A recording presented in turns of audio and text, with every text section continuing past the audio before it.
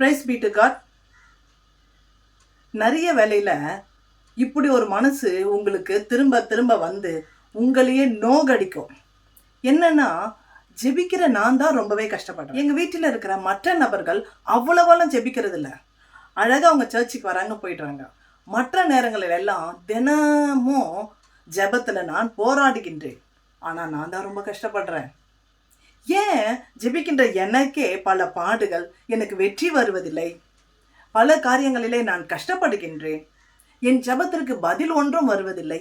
ஏன் மனசு போட்டு தவிக்குதில்ல? கர்த்தர் யாரை விரும்புகின்றாரோ, கர்த்தர் யாரை நேசிக்கின்றாரோ அவர்களை தம் பட்சத்தில் வைத்துக்கொண்டு அவர்களுக்கு பல காரியங்களை அவர்கள் லைஃப்ல சீர்படுத்துவார், ஒழுங்குபடுத்துவார். சில நேரத்துல சிட்சிக்கவும் செய்வார். கீழ்ப்படியலைன்னா சிட்சிக்க வேண்டியது தானே, தண்டனை கொடுக்க வேண்டியது தானே. ஸோ நீங்க கீழ்ப்படியாத பொழுது அவர் சிட்சிக்கவும் செய்வார். சில வேளைகளிலே உங்களுடைய வாழ்க்கையில விரும்பாத காரியங்கள், உலக சம்பந்தமான சூழ்நிலைகள், தேவனுக்கு பிரியமில்லாத காரியங்கள் உங்க வாழ்க்கையில வரும்பொழுது உங்களை சுத்தம் பண்ணவும் செய்வார். அதனால தாங்க இவ்வளவு போராட்டம். ஒரு பழம், அந்த பழம் எல்லா வகைகளிலேயும் ரத்தத்திற்கு, ரொம்ப சுத்திகரிப்புக்கு, ரத்தம் விருத்திக்கு, அவ்வளவு ஏன் இன்றைக்கு ஒரு உயிர்கொல்லியா இருக்கிறதான கேன்சருக்கு இந்த பழத்தோட விதைகள் ரொம்பவே மருந்தாக காணப்படுகின்றது. அது வேற ஒன்றும் இல்லைங்க, திராட்சை பழம். இந்த திராட்சை பழம் ட்ரையாவோ அல்லது ஃப்ரெஷ்ஷாவோ நீங்கள் சாப்பிடும் பொழுது உங்கள் ரத்தம் விருத்தி அடையும், உங்களுக்கு அனிமிக்கு வராது. இன்னும் இந்த திராட்சை பழம் அதோடைய கொட்டையோடு கூட சேர்ந்து நம்ம ஜூஸாவோ முக்கியமாக அப்படியே சாப்பிடும் பொழுது கண்டிப்பாக இது கேன்சர் வருவதற்குலேருந்து தடை பண்ணுகிறது, கேன்சருக்கு மருந்தாகவும் இருக்குதுன்னு ஆராய்ச்சியாளர்கள் கண்டுபிடிச்சிருக்கிறாங்க.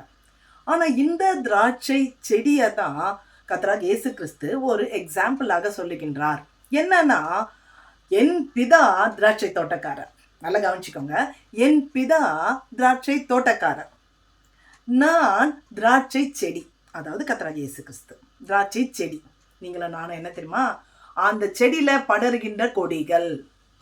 யோவான் 15ஆம் அதிகாரத்துல எனக்கு ரொம்ப பிடிச்சிருக்கு இந்த வசனம். அவர் திராட்சை செடி, என்னில் கனி கொடாதிருக்கிற கொடி எதுவோ அதை அவர் அறுத்து போடுகின்றார்.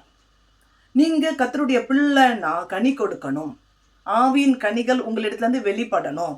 நீங்க ஒரு ஆத்தும ஆதாயம் செய்து ஆலயத்துல கனிகள் உண்டு பண்ணணும். ஒரு ஆத்தும கனியை கொண்டு வந்து நீ உங்க ஆலயத்துல சேர்க்கணும். கனி கொடுக்கிறவரா இருக்க வேண்டும். கனி கொடுக்கலன்னு வச்சுக்கோங்களேன், டெலிட், அறுத்து போட்டுருவார், கட் பண்ணி போட்டுருவார். அந்த கொடியை என்ன பண்றாரு அவரு, கட் பண்ணி போட்டுடுறாரு. எவ்வளவு பயங்கரமா இருக்குல்ல? கொஞ்சம் யோசிக்க வேண்டிய விஷயமாவும் இருக்கு. ஒன்று கனி கொடுக்காத கொடி, மற்றொன்று கனி கொடுக்கின்ற கொடி. நீங்க எது, எந்த ரகம் என்பதை நீங்க தான் கண்டு உங்களோட பேசி கொண்டிருக்கின்றார். ஆவியானவர் உங்களோடு கூட இருக்கின்றார். இந்த வசனத்தின் மூலியமாய் அவர் இடைப்படுகின்றார். ஸோ உங்களோடு கூட பேசுவதை நீங்க தான் உணர்ந்துக்கணும்.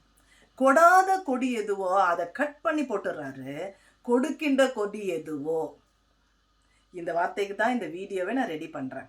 அதை அவர் சுத்தம் பண்ணுகின்றார். எதற்காக சுத்தம் பண்ணுகின்றார் தெரியுங்களா? அதிக கனிகளை கொடுக்கும்படிக்கு. நீங்க சுத்தம் பண்ணும் பொழுதே சீர்பட்டு ஒழுங்குபட்டு நீங்கள் இன்னும் கனி கொடுக்கிறவர்களாய் மாறுவீர்கள் என்று சொன்னால் அவர் என்ன பண்ணிடுவார், உங்களை அதிக கனி கொடுக்கும்படிக்கு வைப்பார். நீங்க அதுக்கு கீழ்ப்படியலை, ஒத்து வரலை, ஒழுங்கு வரலை அப்படின்றால் சுத்தம் பண்ணிக்கொண்டே இருப்பார். இன்னைக்கோ நீ ஒழுங்கினமா இருப்ப, இன்னைக்கோ சுத்தம் பண்ணுவார். நாளைக்கோ நீ ஒழுங்கினமா இருப்ப, நாளைக்கோ உன்னை சுத்தம் பண்ணி கொண்டு இருப்பார். ஸோ பிரச்சனை யாருக்குன்னா உங்க லைஃப் தான். அப்போ கனி கொடுக்கின்ற கொடியாக நீங்கள் கர்த்தர்கிட்ட வருவீர்கள் என்று சொன்னால், இருப்பீர்கள் என்று சொன்னால் அவர் உங்களை அதிக கனி கொடுக்கும்படிக்கு சுத்தம் பண்ணுகின்றார். 5வது வசனத்தை பார்த்தோம்னா, நிலைத்திருக்க வேண்டும் என்பதை கர்த்தர் அங்கே வலியுறுத்துகின்றார். நீங்கள் என்னிலும் நான் உங்களிலும்.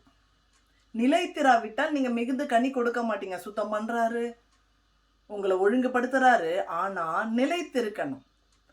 ஒரு 4 நாள் ஜபம் இருக்காது, அப்புறமா ஒரு ஜபம் இருக்கும். என்கிட்ட ஒரு சகோதரர் பேசி கொண்டிருந்தார். நீங்க சொல்லுகின்ற நிறைய காரியங்கள் என் லைஃப்ல யூஸ்ஃபுல்லா இருக்குது. அந்த வசனத்தை எல்லாம் நான் திரும்பியும் பயன்படுத்தி, திரும்பியும் பார்த்து படிச்சு பயனுள்ளதாக மாற்றுகின்றேன். எனக்கு ரொம்ப யூஸ்ஃபுல்லாக இருக்குது உங்களுடைய டீச்சிங் மெத்தடு அல்லது நீங்கள் சொல்கிற வீடியோஸ் டைப் எனக்கு வந்து ரொம்பவே யூஸ்ஃபுல்லாக இருக்குதுன்னு சொன்னார். சரி, நீ எந்த அளவுக்கு நீ ஜெபத்தில் இருக்கிறப்பா அப்படின்னு சொல்லி கேட்கும் பொழுது அவ்வளவா ஜெபிக்க வரமாட்டேன். பைபிள் எடுத்து படிக்க நேரம் இல்லை, பைபிளை எடுத்து படித்தா புரியலை, பைபிள் எடுத்து படிக்கணுமேனு பிடிக்கல. இந்த சிச்சுவேஷன்லாம் ஏன்றது நீங்கள் எனக்கு கால் பண்ணிங்கன்னா கண்டிப்பாக உங்களுக்கு நான் இதை குறித்த ஒரு விவரத்தை சொல்லுவேன். எல்லாராலையும் ஈஸியாக இந்த பரிசுத்த வேதாகமத்தை படிக்க முடியவே முடியாது. உங்களுக்கென்று ஒரு விளக்கம் சொல்லுகின்றவர்களோ நீங்கள் விளக்க உரைகளோ அல்லது ஏதேனும் ஒரு டீட்டெயிலாக படிக்க வேண்டிய காரியங்களை படித்தால்தான் இந்த வசனம் என்ன சொல்லுது, யார் யாருக்கு சொன்னது, எப்போ சொன்னார், சொல்லும்போது அந்த அட்மாஸ்பியர் என்ன, இதையெல்லாம் உங்களுக்கு தெரிஞ்சுக்கணும்னா கண்டிப்பாக உங்களுக்கு ஒரு வேத பாடம் பைபிள் ஸ்டடி ரொம்பவே முக்கியமாக இருக்கும். உங்கள் சபைகளில் பைபிள் ஸ்டடி நடந்துச்சுன்னா மிஸ் பண்ணாத, டைரி பெண்ணோட போயிடுங்க, நோட் பண்ணி வீட்டில் வந்து திரும்பியும் தியானம் பண்ணுங்களேன். சூப்பராக ஆவியானவர் உங்களுக்கு புரிய வைப்பார். ஸோ இங்கே அவர் நம்மிலே நிலைத்திருக்க வேண்டும் என்று சொல்லி கர்த்தராகிய இயேசு கிறிஸ்து விரும்புகின்றார்.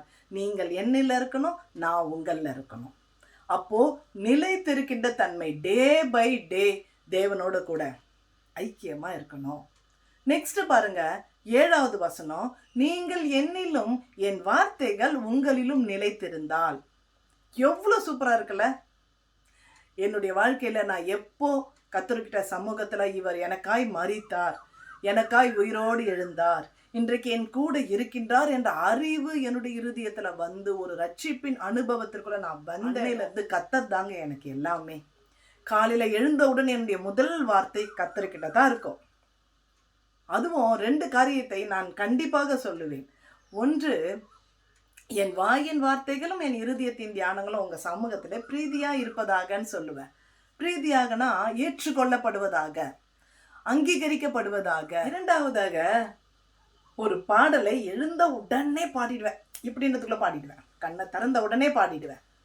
இயேசு நான் நிற்கும் கண்மலையே, மற்ற எந்த ஆதாரமும் வெறுமானல் தரையே, வெறுமானல் தரையே, இயேசு நான் நிற்கும் கண்மலையே. இந்த கண்மலை மேலே நின்றுட்டோன்னு வச்சுக்கோங்களேன், எந்த புயல் எந்த காற்று, என் வாழ்க்கையில் நிறைய இழப்புகள், நிறைய கஷ்டங்கள், நிறைய பாடுகள், ஆனால் என்னை கொண்டு போய் உன்னதங்களிலே உட்கார வைத்து விட்டார். ஏன்னா நான் கண் மலையின் மேலே நின்று கொண்டிருப்பதுனால. ஸோ கர்த்தருடைய வசனம் நம்மிலே நிலைத்திருக்கும் பொழுது ரொம்ப அருமையாக சொல்லப்பட்டிருக்கிறது. நீங்கள் கேட்டுக்கொள்வது எதுவோ, உன் ஜபம் கேட்கலன்னு தானே வருத்தப்படுறீங்க. எது வேணா நீங்கள் போட்டுக்கோங்க, எதுவோன்ற லிஸ்ட்டில் டேஷ் டேஷ் டேஷ் டேஷ், அதில் ஒவ்வொன்றா நீங்களே ஃபில் பண்ணிக்கோங்க. நீங்கள் கேட்டுக்கொள்வது எதுவோ அது உங்களுக்கு செய்யப்படும்.